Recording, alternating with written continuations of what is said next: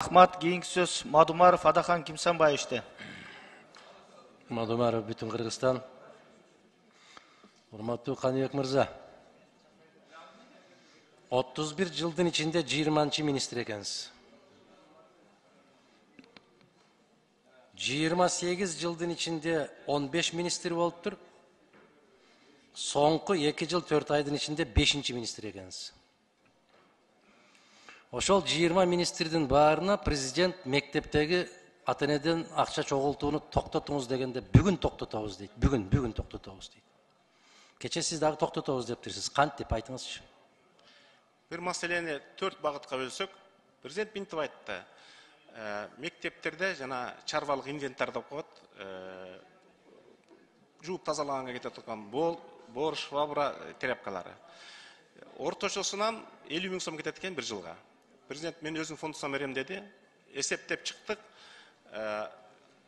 Негизинен эң татаал райондорго, бул албетте билесиздер Баткен, Нарынга, анан аз камсыз болгон үй бүлөлөргө, муну Акылбек Сөнбаевичтин эсеби боюнча 220 000 ашык үй бүлө, таптакыр ошол үчөөнөн бошотолду деп атабыз. Биринчи күнү бул боюнча мен президентке өзүмдүн баяндамамды жөнөтөм, азыр даярдап атышат. Экинчи багытта статьяда каралбаган жагдайлар бар. Кароолчуга төлөш керек, мектептин коопсуздугу бар. Мектепке инвентарь алабыз деп атат, жаңы доска алабыз деп атышат. Үчүнчү, кээ бирөөлөр кошумча тамак, жана башталгыч тамак ашка кошумча берели, сапаттуу үссүн дегендер бар. Аларды ушул суммадан ашырбашыңар керек деген квотаны коюп, бирок аны ата-энелер ассоциациясы, айылдык кеңештин депутаттары, айылдык коомчулук, мугалимдер чогуу контролдошо да. Биз ошонун порталга киргизип, ал дайым электрондук болот, канча акча түштү, ким кетти, Кимден түшөт ал акча? Ошого ыктыярдуу түрдө айылдык мектептер макул болгон сумма. Кечиресиз, токтоңуз. Сиз депутат катары эле сүйлөп атасыз. Ыктыярдуу деген баары эле ыктыярдуу берип атат да. Мындай да, сиз абдан жакшы билесиз, статьяда каралбаган бюджеттер бар. Аны кантип мектептин директори чече алат? Кароолчуга жок болсо, силер аны бюджеттен карап бербесеңер, мектепти ким кайтарыш керек? Жок, силер сурагыла да. Суранып, сиз айтканда 31 жыл суранып келип ала албаган, бүгүн аларыма күмөнүм бар. Өкмөт суранган бюджетти мен бекитпей койгон парламентти көрө элекмин? Макул сурана алат, Кымсанбаевич. Сиз бир жолку бир мисал келтириңизчи, өкмөт бюджет сурады, парламент колдобой койду деп. Барбы ушул 32 жылдын тарыхында? Мен сиздерге биринчи жолу келип атам өкмөттүн атынан. Жок. Мына ушинтип башталат. Акырын башталат. Мына эми азыр айттыңыз, ыктыяры менен төлөсө. Жок, ата-энелер макул болуш керек да ошого. Макул да бүт бар. Макул болбосо баласын кызын чыгарып коет да ишке. Мында кылып сөз менен ойнобой кылады. Калп сүйлөбөй кылады. Бизде граждандык коом мына. Айылдык кеңештин депутаттары деген бар. Мен окуп калдым. Мектептеги ушул акча жыйнаган токтотуңуз десе, бүгүн токтотом дегендей болгондой жоопту уктум да, мен окудум. Мен сиздин суроого үчүнчүсүн да толук жооп берип коеюн. Үчүнчүсү өнүгүүгө кетсе деп атабыз. Себеби Ысыкөлдө Ысыкөл фондусу бар, Нарында Кумтөрдөн түшкөн фонд бар, Жалал Абадта, Аксы, Чаткалда Алтын кени бар, Чүйдө Алтын кемини бар, жер үй бар. Ошолордон ашып кетсе bir жылга, жана сиз айткан, экөөбүз айткан кароолчуга тамак ашка кошумча берүү үчүн жана инвентарь алыш үчүн 3-5 миллион сом кетет экен. Биз ошолордон сураналы деп атабыз. Суранбагыла силер, мыйзам жолу менен киргизгиле.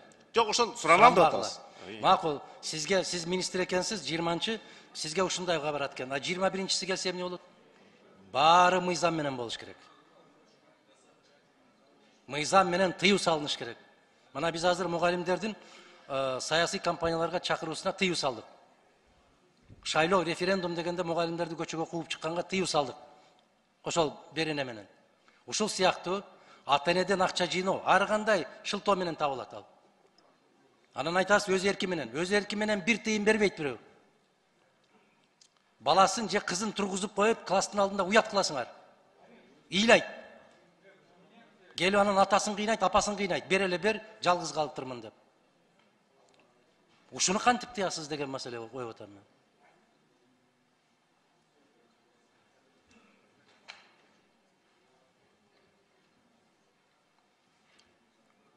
Мен негізін айттым, президент айтқан мәселе финансы чешсе 1 сентябрьге қарата жанағы 3 мәселені тие алабыз.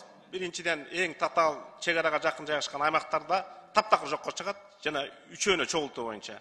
Экинчи кедей үй бүлөлөргө жардам муктаж үй бүлөгө такыр жогултуу. Бөлөгү финансылык булагы жок турса мен эч убада бере албайм ага. Мына ушундай болуш керек да, мен убада бере албайм деш керек анда. Себеби 2 айдан кийин эле жолугабыз кайра.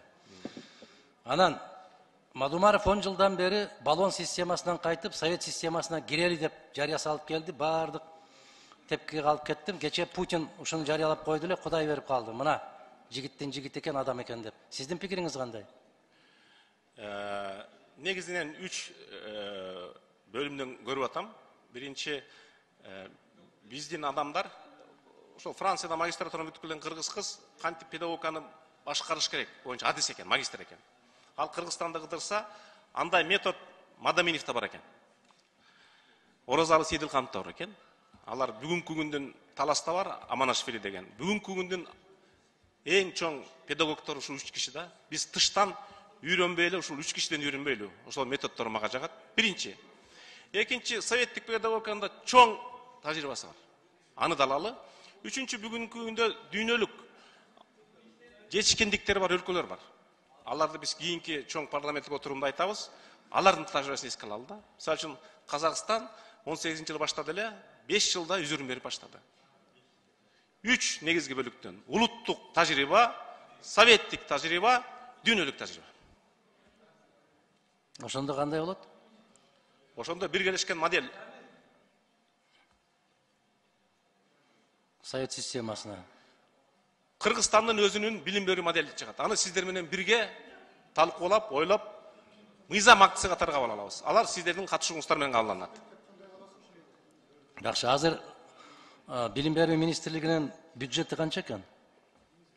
Жалпы Кыргызстан боюнча билим берүүгө кеткендиги 49 миллиард 500 миллион сом. Эгерде акыл өксөнбөй шубада кылган завуштарга, директорге кошумча берсе 50 миллиард болот. Бирок биздин аппараттыкы 123 миллион сом. Менин колуман келе турган кол койгон акчам ошо. Калганы ар бир статьяда каралган. Сиз айтып аткан жолго түшүш үчүн канча каражат керек? Кайсы жолго дейсиз? Баягы үчөөнү бириктирип бир жол кылабыз деп аткан. Аны эсептеп чыгыш керек, аны чоң функционалдык анализ керек, ага мен азыр жооп бере албайм.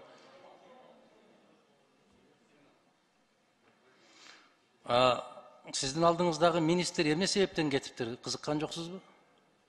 Мен так билбейт экенмин. Алмаз Акунжанович барбы ушул жерде?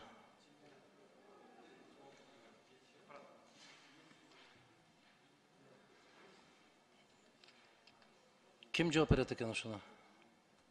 Себеп ошо кишини бекитип атканыбызда дагы айтканда, жападан жалгыз бүтүндөй практик тажрыйбасы ушундай ашып ташып батпай аткандан ушул жерге алып баратабыз деген да. Эмне болуптур ушул 4 айдын ичинде?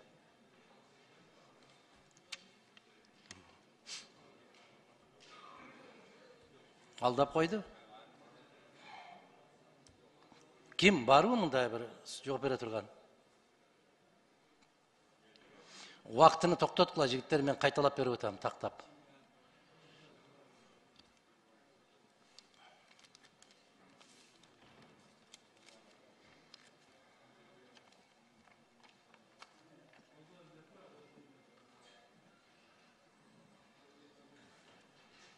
Сурооңузду айтыңыз, Адакан Кимсанбаевич. Убакытты жылдырбагыла да анда. Алмаз Акунжанович, 4 ай башта 19-чу билим берүү министрин сунуштап атканда айттыңар эле да, бул практика экен. Мындай практика, убакытты токтоткула дейм, жигиттер. 30 секундта турган токтотуп тургула ошону.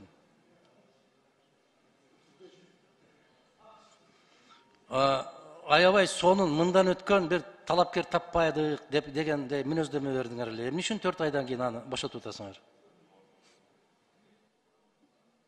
Саламатсыздар, дагы бир жолу урматтуу депутаттар. Мурунку министр Мамбетакунов Уланбек Эсенбекович, эми бул президенттин укугу, анан президент чечти, аны барыңыздар көрдүңүздөр. Ошондуктан ал мага эгер туура көрсөңүз мен комментарий кылбай эле коеюн. Кыла албайм да. Рахмат. Адахан Кимсанбаевичтин 12 секунду жок болуп кетти, ошо 12 секунд берип койгула. Жок, сизди ушул толук кандуу жооп берет деп жиберди да. Ушундай суроо пайда болот да. Биз коюп атканда мактайбыз дагы, анан кетиргенден кийин бата кылып коебуз дагы, бара бер деп коебуз. Эмне үчүн кадрлар менен мындай мамиле болбош керек да. Туура айтасыз, кадр менен баягы аябай кыйын экен, анда эле барыңыздар сезип атасыздар. Бардыгы эле президент эле ою ошол реформалар жасап батараак жылсак экен деген ой менен да. Анан сиздердин оюңуздар ошол. Ошондуктан кандай капасышты колдоп бериңиздер. Рахмат.